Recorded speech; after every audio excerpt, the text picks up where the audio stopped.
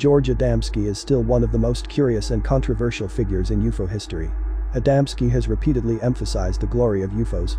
Starting in the late 1940s, he took pictures called flying saucers without data, but experts such as J. Allen Hynek, the scientific consultant of the Blue Book project of the Air Force Linguala UFO Research Group, did not like these pictures and considered them to be fakes. In 1952, Adamski reported that he used a combination of gestures and telepathy in the California desert to meet and talk with a visitor to Venus. This makes his story even more bizarre. Adamski has described his so-called adventures in many books. The first one, UFO, 1953, co-authored with Desmond Leslie, tells of his conversation with the Venusians. It was widely read at the time and later gained a new generation of fans in the 1960s. Adamski's 1955 sequel Inside Spaceships has more encounters, not only with Venus, but also with envoys from Mars and Saturn. According to Adamski, all planets in our solar system are inhabited by humanoids, as are the dark sides of the Earth and the Moon. Adamski claimed that his new friend took him aboard one of their reconnaissance ships, took him to a huge base ship floating on the ground, made him orbit the moon, and gave him a book about life on Venus. Colorful travel diary. He also received training from an astronaut whom he called a teacher. The teacher, who is said to be nearly 1,000 years old, shared the secrets of the universe with Adamski, some of which he was only allowed to reveal on Earth. Although his story seemed ridiculous, Adamski became an international celebrity and gave a wide range of speeches. In 1959, Queen Juliana of the Netherlands invited him to her palace to discuss extraterrestrial events, which aroused public outcry. It is said that Adamski also announced a secret meeting with the Pope in 1963. Adamski soon had followers all over the world. But not everyone agrees. Arthur Clarke, the author of 2001: A Space Odyssey, not only condemned Adamski's work, but also described his followers as idiots. According to reports, George Adamski was born in Poland in 1891, came to the United States as a child, and grew up in the faraway state of New York. He seems to have almost no formal education, although the media later called him Professor Adamski, which is a habit he seems to have developed. Adams became famous for the first time in 1934, when he was the leader of a group that claimed to be the Royal Metal.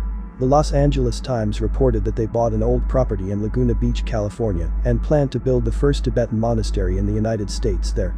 The Times described Professor George Adamski as strange as the existence of a group called Universal Progressive Christianity, and he said that the group's international headquarters will soon be located in Laguna Beach. Except for the financial plan to end the Great Depression in 1938, the professor did not appear in the news until after World War II. But when the UFO boom started after the war, Adamski jumped up immediately. In October 1946, he said he saw his first UFO. A huge black object, similar to a huge airship, obviously stationary. His next observation was in 1947. August. This time it is not just one object. According to his calculations, there are at least 184 objects in the entire chain. Then, at the end of 1949, at the urging of the US military, he installed a camera on his 6-inch telescope and began to seize every opportunity to scan the sky. Soon, he had 2 UFO photos that he believed to be correct. He wrote, "From then on, regardless of winter and summer, day and night, cold and heat, wind, rain, fog, I have spent every minute outdoors, looking up at the sky. The house has become a UFO shooting range." Adamski estimated that he would take another 500 UFO pictures, of which he took 12 good pictures. He claimed to have provided a copy to the BBC, but left the negatives. At the same time, newspapers and magazines published photos of Adamski, and he gave lectures on UFOs as an authoritative expert. Because he lives near Palomar Mountain where the famous observatory is located, he is often mistaken for a professional astronomer. Astronomer Carl Sagan later pointed out that the truth was a bit more plain. Adamski opened a small restaurant nearby and set up a small telescope. In the history of UFOs in the United States, few incidents have caused so much admiration and speculation like the incident in Roswell, New Mexico. It began in the summer of 1947, at the beginning of the Cold War, when the US Air Force issued a surprising press release announcing that it had found a frisbee on a ranch near Roswell. More than 70 years later, this incident is still a decisive aspect of the identity of the region. The city has a UFO museum and research center, a UFO-style McDonald's, various themed streetlights, and even an alien family all integrated into one destroyed house. The UFO on Highway 285 is looking for a starting point. But behind all the UFO boom is a disturbing fact. Summer is far from clear, there are generally accepted cover-ups and conflicting explanations. This is a plate. That is a spy ship. That's the Soviets. However, there are new ones. Sometime between mid-June and early July 1947, cattle owner W. Mike Blazer found these remains in his large area of Lincoln County, New Mexico, about 120 kilometers north of Roswell. Earlier this summer, several flying saucers and flying saucers stories appeared in the national media, which convinced Blazer that these fragments, including rubber strips, aluminum foil and thick paper, might be fashionable things.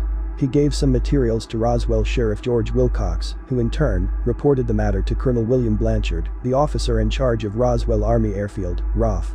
The next day, the Royal Australian Air Force issued a statement saying, "Yesterday, when 509 worked with local ranchers and the Chavez County Sheriff's Office, several frisbee rumors came true."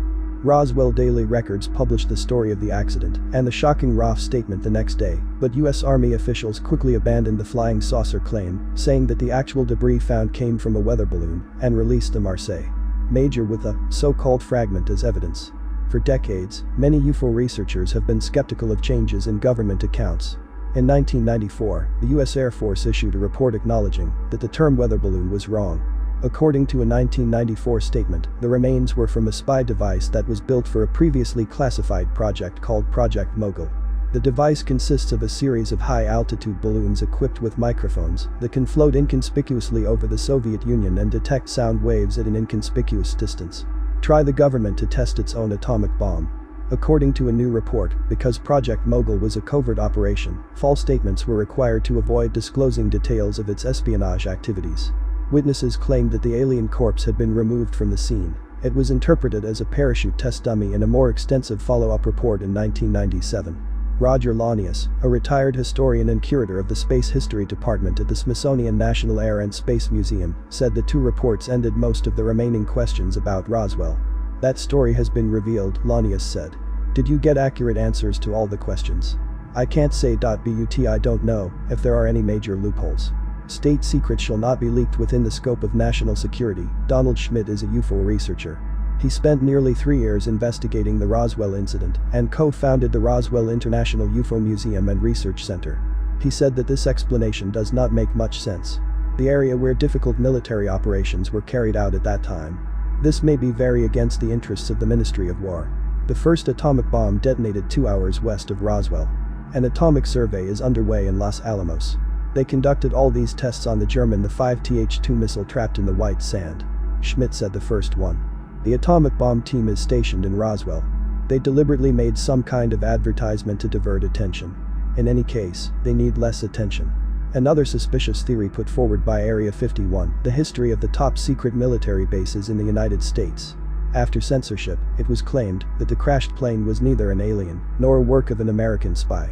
It was an unconventional plan that should have caused widespread panic in the United States. It was implemented by the Soviet leader Joseph Stalin. He was an anonymous source.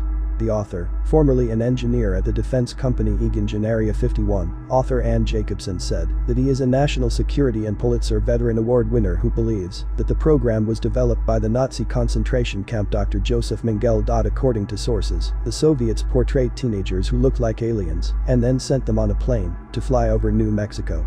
According to this book, Stalin's plan was to let the children go out and bring them out of Mars to entertain guests. Panic will occur, and the US early warning radar system will be overwhelmed by other UFO sightings. This theory can somehow explain the remains described in Little Marcel's book. Jesse Marcel, the son of an intelligence officer named Roswell's estate, before bringing him to his base. It's metal, you can see what looks like a letter. At first I thought of Egyptian hieroglyphs, but there are no outlines or animal figures. They are not mathematical figures, they look more like geometric symbols, squares, circle shapes, triangles, pyramids, etc. Little Marcel was 11 years old at the time, and the Cold War had just begun. Can a boy read Cyrillic for the first time, and then leave the rest? Schmidt and Launius agree, it is unlikely. There is no evidence in any Soviet archives that such an experiment was carried out, Launius said. If the intention is to cause panic, then it has failed miserably.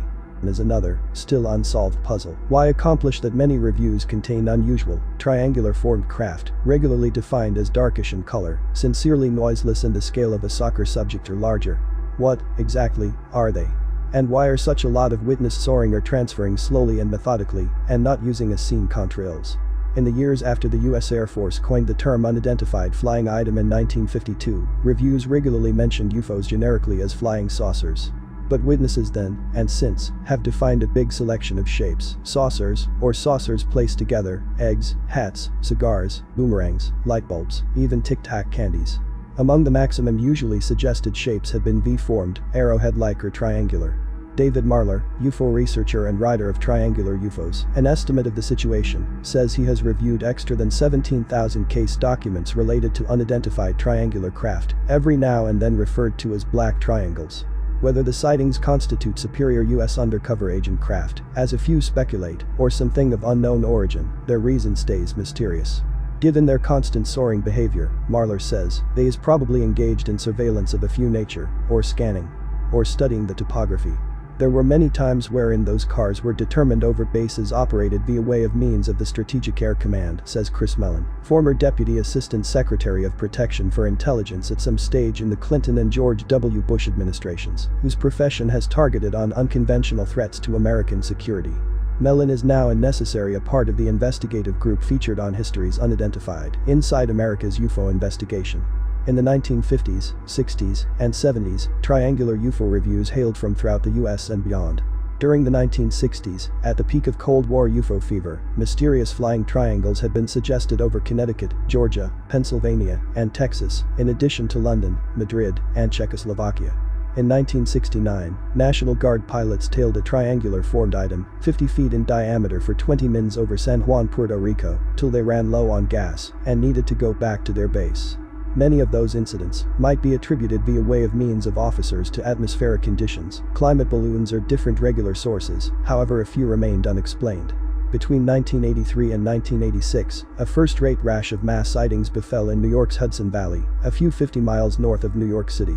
One witness, Kevin Soravilla, a retired lieutenant from the Yorktown Police Department, defined a large silent craft, 100 yards from wingtip to wingtip, soaring low, which banked and made a .45 diploma flip earlier than all at once rushing off. Soravilla stated he referred to as Stewart Air Force Base in close by Newburgh to decide whether or not one in all its E-5 shipping planes, then the world's biggest and heaviest plane, were within inside the skies that night. None had. Later that year, a hulking triangular UFO soaring over a stretch of New York's Taconic Parkway brought about a large site visitors pile up as ratings of motorists stopped to get a higher look. Similar incidents persevered with inside the location for numerous years.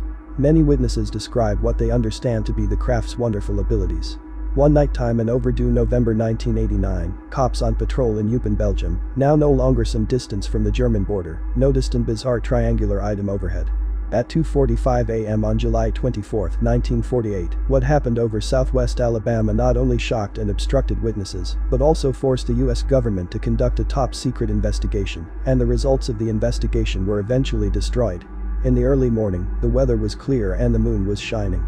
Pilot Clarence S. Chillis and co-pilot John White flew their Eastern Airlines DC-3 twin-engine propeller plane from Houston to Atlanta at an altitude of 5,000 feet. Of the passengers on board, 19 of them fell asleep. This is an ordinary domestic flight, one of many flights that took to the sky early that morning. Until it happened suddenly. The two pilots and their waking passengers saw this in the sky. They were not scared. 20 miles southwest of Montgomery, Alabama. It is reported that this will give birth to a highly classified Air Force document, suggesting that some UFOs are spacecraft from other worlds, marking a turning point in UFO history. About a week later, in an official statement, Chillis described what he saw. It is clear that it has no wings. It is powered by a certain type of jet or other type of energy, and it is powered from a distance. Fire from behind. About 15 meters. There are 2 rows of windows on the upper and lower decks, and very bright light is emitted from these windows. There is blue light on the bottom of the ship. He calculated it, and he looked at the ship for about 10 seconds, and then it had melted into a faint cloud and disappeared from the field of vision. Witt gave a similar description in his official statement. This object is molded. He is about 30 meters tall. The hull looks about 3 times the size of the B-29 hull. It has 2 rows of windows, one go up. The windows are big and square, white, and seem to be some kind of fire. It caused I asked the captain. Chili, we just saw it, and said he didn't know. Window, but beyond that he couldn't describe it. A few hours later, they thought they had seen drawings of the ship and more information from newspaper and radio interviews. The Atlanta Constitution named its July 25 report. The Atlanta pilot reported a celestial monster without wings. In that article, Chillis described an uncomfortable close collision when an object appeared to approach them 700 feet above us. Then, the pilot seemed to see us and tried to avoid us. He stopped when there was a huge flame behind him. When asked for comment, Boeing Aircraft Company President William M. Allen told the Associated Press that he was almost certain that it was not one of our planes, and he added that he didn't know that nothing was built on the plane. "A United States that fits the description," said General George C. Kenney, commander of the Strategic Air Command, who served during the Cold War. According to the Associated Press, Riggs is responsible for most of the U.S. nuclear attack forces. I hope we do. Regardless of what Chile and Witt witnessed, their incident is far from isolated. There have been dozens of UFO sightings in the past few years, but Air Force investigators take it more seriously than most other investigators. On the one hand, both a well-respected pilot who served as an Air Force officer during World War II, McKelvey was also a respected citizen and Air Force veteran. On the other hand, the pilot had an unusual view of the aircraft she described. For all these reasons, it is believed that the dispute with Chile Witt led to the preparation of a top-secret document by the Aeronautical Information Center, with a seemingly fragile situation assessment.